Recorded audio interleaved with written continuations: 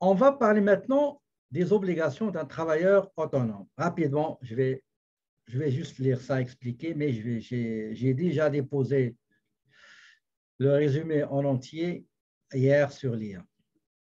Donc, si le travailleur autonome estime qu'il va réaliser un chiffre d'affaires plus que 30 000 $, bah, il est obligé de s'inscrire dans les fichiers des taxes TVQ et TPS. Okay? Il choisit remplir un formulaire, etc.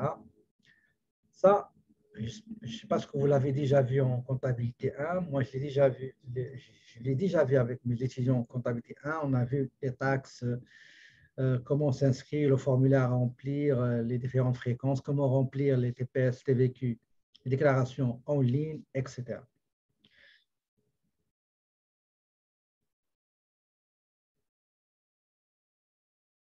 Donc, les déclarations d'ATPS et TVQ, maintenant, c'est facile. On peut avoir le clic entreprise. Donc, on peut faire la déclaration en ligne, la TPS et la TVQ.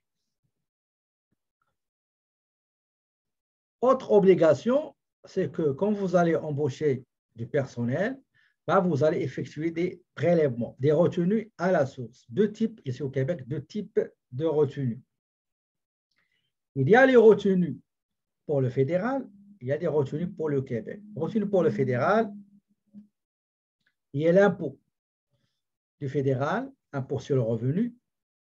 Il y a assurance emploi.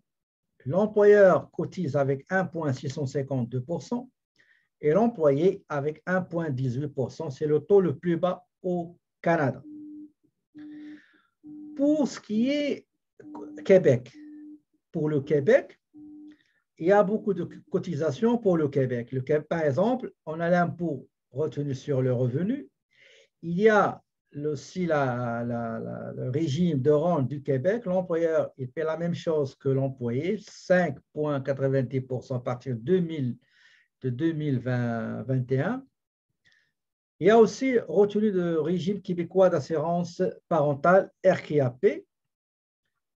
L'employeur, il cotise, le travailleur autonome en tant qu'employeur va cotiser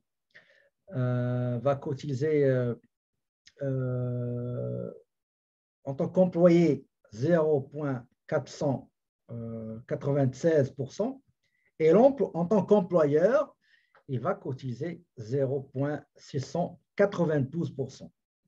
Il y a aussi fonds des services de santé, donc ça dépend de la masse salariale, etc. Donc, il y a pas mal de retenues sur les salaires qu'il faut les remettre au gouvernement fédéral et aussi au gouvernement du Québec selon les échéances et les fréquences de déclaration choisies. Autre obligation, à la fin de l'année d'imposition. Le travailleur autonome, il est obligé, comme les autres particuliers, de préparer sa déclaration de revenus qu'on a vu, le T1 au fédéral et le TP1 du Québec.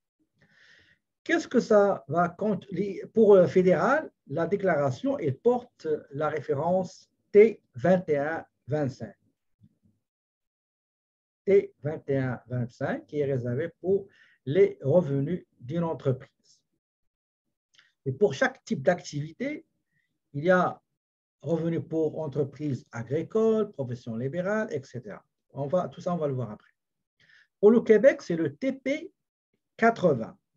TP80 qui constitue normalement le formulaire dans lequel on déclare les revenus d'un travailleur autonome. Pour les revenus, qu'est-ce qu'il y a dans les revenus? Il y a toutes les sommes qui ont été encaissées, peu importe les missions effectuées. Il y a juste une petite différence. Généralement, il y a des travailleurs autonomes qui utilisent la comptabilité, méthode de comptabilité d'exercice et méthode de comptabilité de caisse. C'est quoi la différence? La différence, c'est méthode de comptabilité de caisse veut dire que les revenus que vous allez déclarer, ce sont uniquement les revenus encaissés dans l'année à déclarer. Et les dépenses à déclarer, c'est les dépenses qui ont été effectivement payées durant l'année d'imposition. Par contre, la méthode de comptabilité d'exercice, vous allez déclarer le chiffre d'affaires, peu importe, vous avez les encaissés dans l'année d'imposition ou bien vous allez les encaisser dans le futur. Même chose pour les dépenses. Dans la comptabilité, dans la méthode de comptabilité d'exercice, il faut déclarer toutes les dépenses qui soient payées durant l'année d'imposition ou bien après l'année d'imposition. Mais généralement, les travailleurs, surtout les gens qui travaillent avec les commissions qui ont la comptabilité de caisse. Pour ce qui concerne les dépenses, généralement, il y a deux types de dépenses. Un travailleur autonome, toujours, il a, pas toujours, mais généralement, il a deux types de dépenses. Je vous donne un exemple pour comprendre. Admettons, je suis dans mon bureau ici, je travaille par exemple comme travailleur autonome. Voici les dépenses. J'ai le loyer du bureau, chauffage du bureau, l'électricité du bureau, téléphone du bureau, Internet du bureau, fourniture du bureau, les bureaux, les chaises, entretien et réparation, assurance sur le bureau, etc. Donc, tout ce qui concerne des dépenses engagées dans le cadre de l'affaire à 100% déclarable. Je participe à une formation pour améliorer mes compétences, mes connaissances, etc. C'est des affaires 100% BO.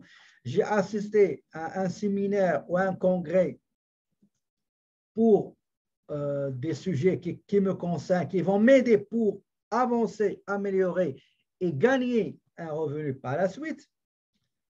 Ces dépenses-là, on les appelle les dépenses d'affaires, dépenses professionnelles, dépenses à faire, dépenses de l'entreprise à 100%. OK? Attendez, j'ai pas... Attendez. OK. Donc, je reprends. Le premier type, c'est des dépenses 100% du travail à faire du bureau. Loyer, assurance, électricité, chauffage, climatisation, ordinateur, fourniture de bureau, chaise, bureau, assurance, formation. Vous payez annuellement des cotisations pour votre ordre, votre corporation, votre association, etc. Loyer, etc. Tout ça, c'est à faire. Si vous avez une voiture au nom de la compagnie avec laquelle je me déplace, c'est à 100%, pas 100%, on va voir pourquoi ce n'est pas pour cent. Et il y a une partie dans l'auto, il y a une partie dédiée aux affaires, il y a une partie, je me déplace pour des trucs personnels. Je ne vais pas acheter deux autos. Il y a une seule auto. Quand je sors de chez moi pour aller au travail, je vais prendre mon auto. Quand je sors du travail pour aller me promener, je ne sais pas où, à Boucherville, j'utilise la même auto, donc c'est personnel, utilisation personnelle. Donc, il y a utilisation professionnelle, utilisation affaires et utilisation personnelle. Ben, cette utilisation personnelle et professionnelle, on va les voir dans le deuxième cas, dans le deuxième type de dépenses. Admettons, je sors du bureau, je rentre chez moi, je mange un petit peu, je me repose un petit peu, je regarde les news, qu'est-ce qui s'est passé durant la journée de travail. Et après, je termine, je prends mon thé ou je sais pas, une soupe, je sais pas moi, quelque chose à grignoter, et je vais descendre travailler chez moi. Là, je travaille des choses de l'entreprise chez moi. Dans ce cas-là, puisque je travaille chez moi quelque chose de l'entreprise qui n'est pas personnel, toutes les dépenses relatives à la maison en entier sera considérées comme dépenses maison pour travail, domicile, bureau, à condition de respecter le pourcentage de l'endroit, de la superficie de l'endroit chez vous dans lequel vous travaillez. Je m'explique. Admettons la superficie totale de la maison, c'est 250 pieds carrés. Et vous avez juste 30 pieds carrés.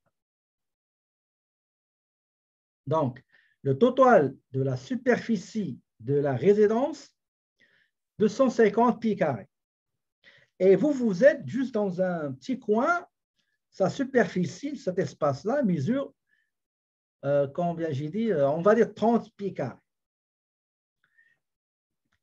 On prend 30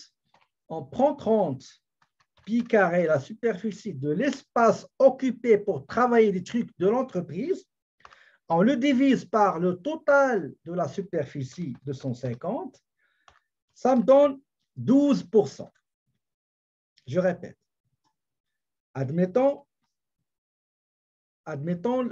la superficie de la maison, 150 pieds carrés. Là où je travaille, 25 pieds carrés. Je prends 25 pieds carrés qui constitue la superficie de la place où je travaille, divisé par la superficie totale qui est 150, ça me donne 17%. D'accord? 17%.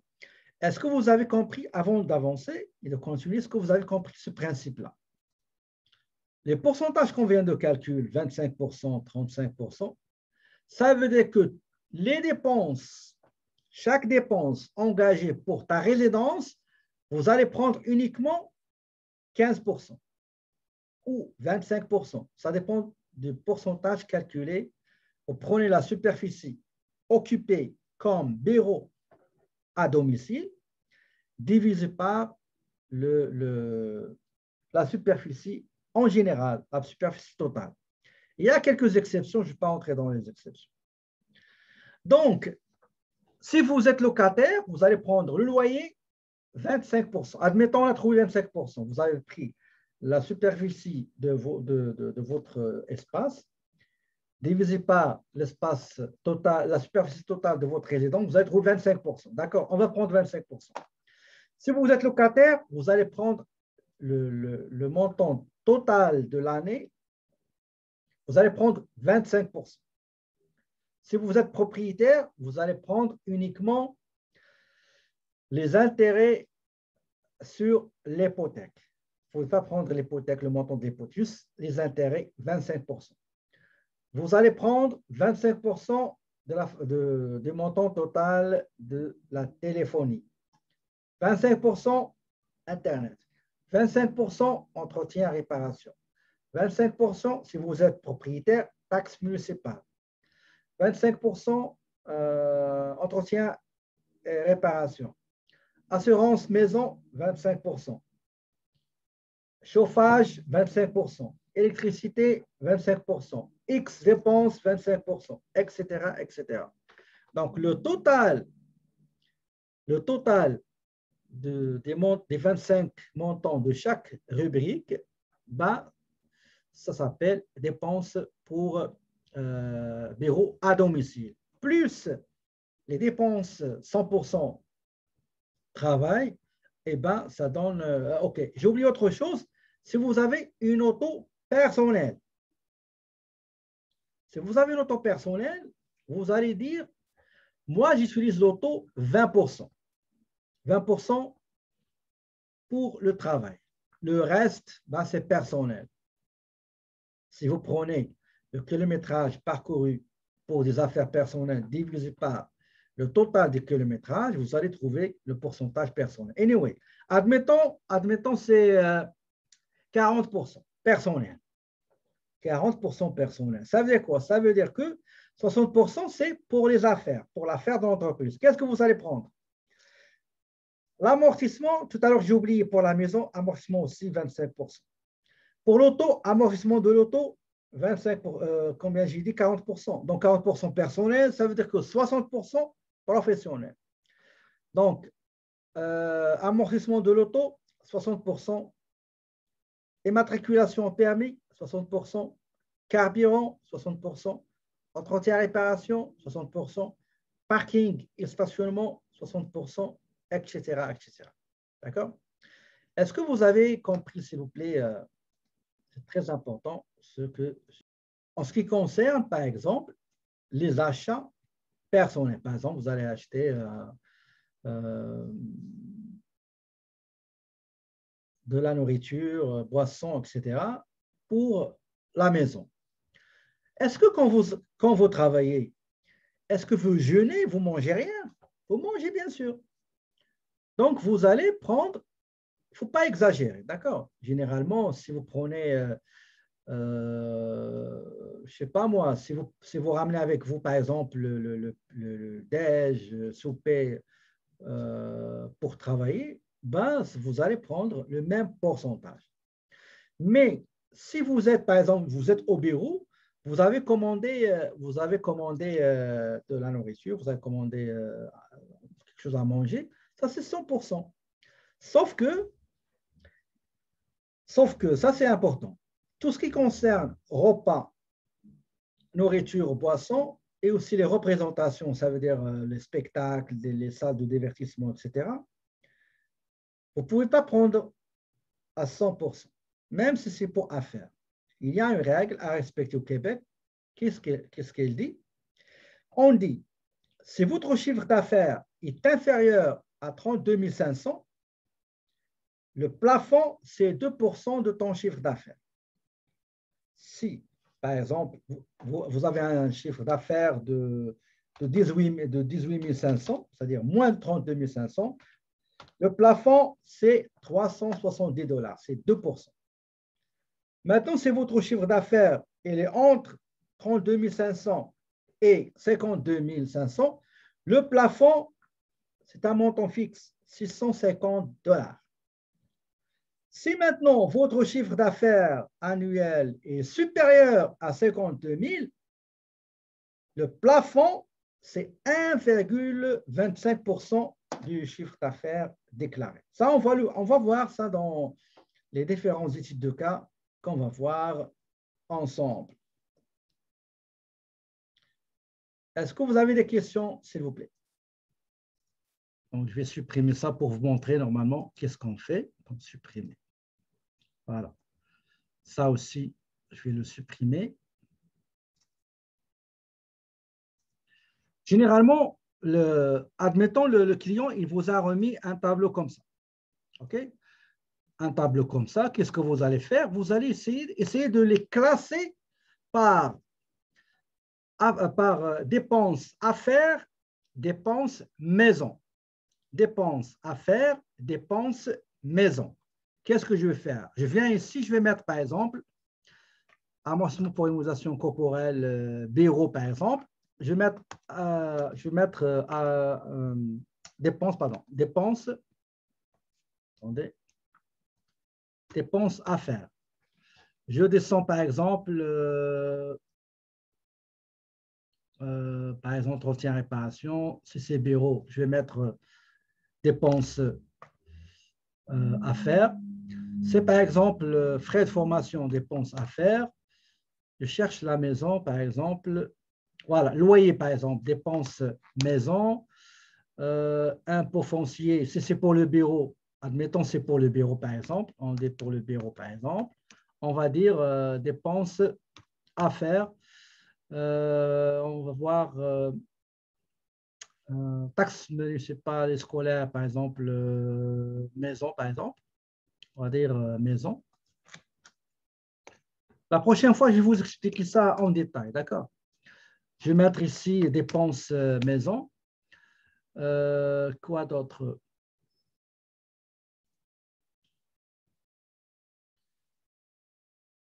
Par exemple. Et après qu'est-ce qu'on va dire? On va essayer de trier ce tableau-là. D'accord? Une fois trié, vous aurez les dépenses triées par la colonne A. DA, dépenses à faire jusqu'à DM, dépenses maison, maison, maison. Et à ce moment-là, qu'est-ce que vous allez faire? Je vais vous montrer ce qu'il faut faire, mais la prochaine fois, on va le faire ensemble, ce sera pas long. Je cherche le fichier là. Oui, il est là. Vous voyez, donc voilà, j'ai les dépenses. Je vais les classer, vous voyez, je vais les classer par type, dépenses à faire. Et je vais dire, pour dépenses à faire, par exemple, j'ai une auto. Quel est le pourcentage d'utilisation personnelle? Si on prend l'auto, regardez si j'ai dépenses à faire, juste 20%. 80%, c'est personnel. D'accord? Dépenses maison, c'est 25%. Dépenses 100% dans cette colonne-là. Par exemple, le bureau, il est amorti, donc c'est 100% dans le bureau ici.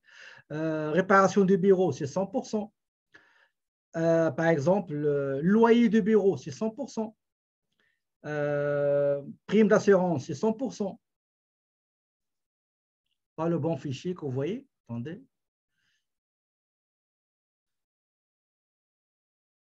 Attendez.